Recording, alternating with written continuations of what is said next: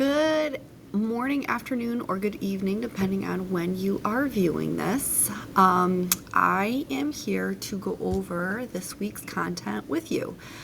Oops, sorry about that. I just want to let you know that I'm very much enjoying all of your perspectives that you are bringing to the table and all of the work that you are questioning, and that is questioning your perception and definition of what art is.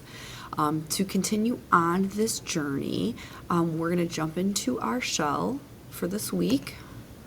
You will see a week 4 assignment announcement section once this video is done and uploaded. And from here, what we're going to do is we're going to jump right into course content. We're going to scroll down, and this is the content that we are going to be focusing on this week. So we've already established a foundation of a definition of what art is. We have challenged that definition by looking at some controversial works of art.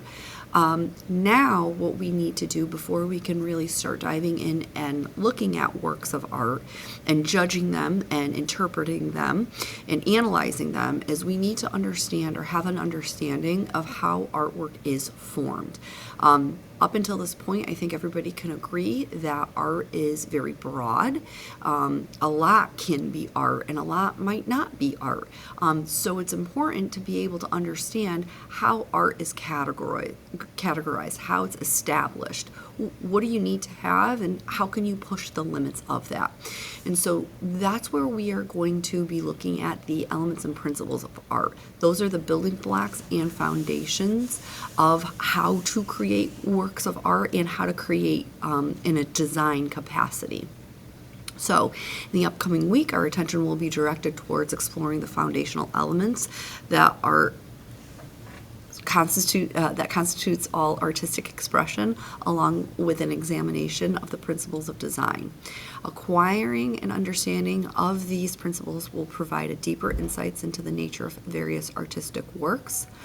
While art is inherently subjective and society embraces the notion that anything can be considered art, it is essential to recognize that there are underlying foundational elements shared by all works of art in one way or another. I have something in front of my screen, so that's why I'm like kind of going around it. So we're going to jump into, well, first and foremost, if you open up these click on the content, you will find that there's more resources, more information, and that there are resource videos. Feel free at your leisure to view these.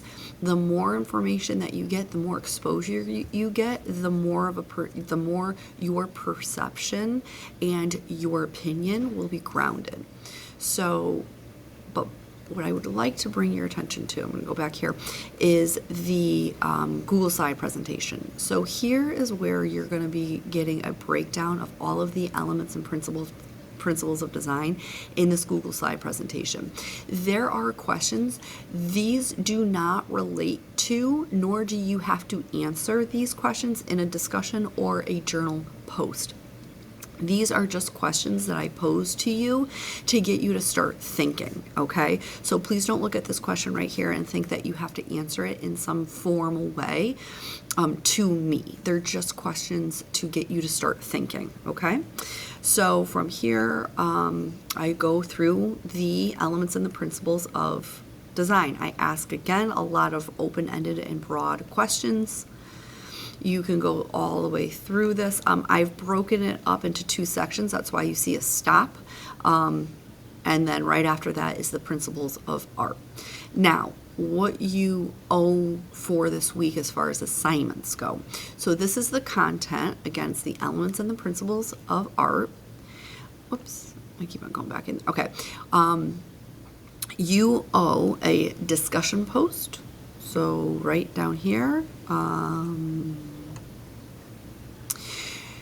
you are going to answer to this discussion post. So upon reviewing the chapters in your book and grasping the concepts of the elements and principles of design, your task is to select one of the 8 works of art listed below for this week's discussion board. So here are the 8 artworks. And you got to click on it and you'll have, there'll be more.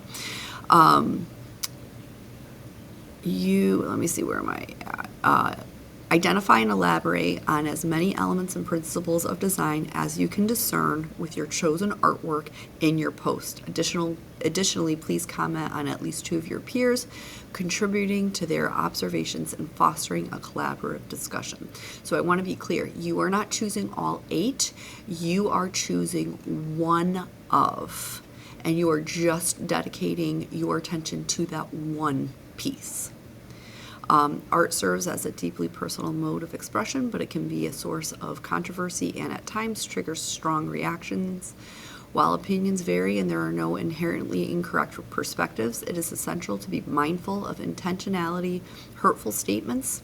Please approach discussions with kindness, consideration of your peers. So basically, I'm just asking you to be respectful. Never had an issue with that, but that just serves as a reminder.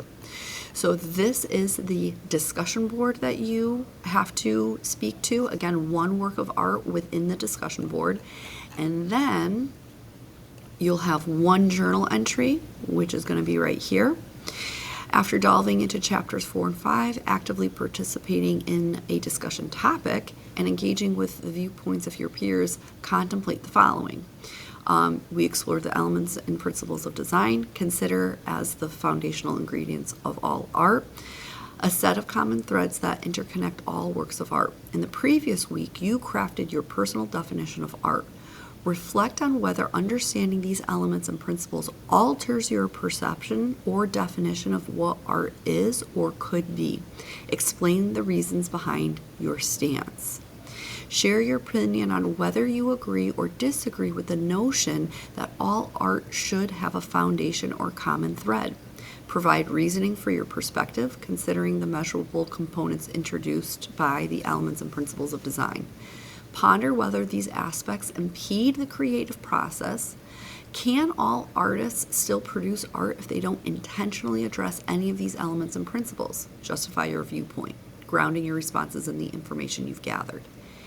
In this journal entry, the aim is not to echo textbook definitions or seek a predetermined correct answer. Instead, focus on statements and questions posed above and underpin your opinions with the information gleaned from your readings. So essentially what I'm asking you to do is, now that you have a foundation of a definition of what art is, with understanding the elements and principles of art, does that alter your perception? Does it enhance it?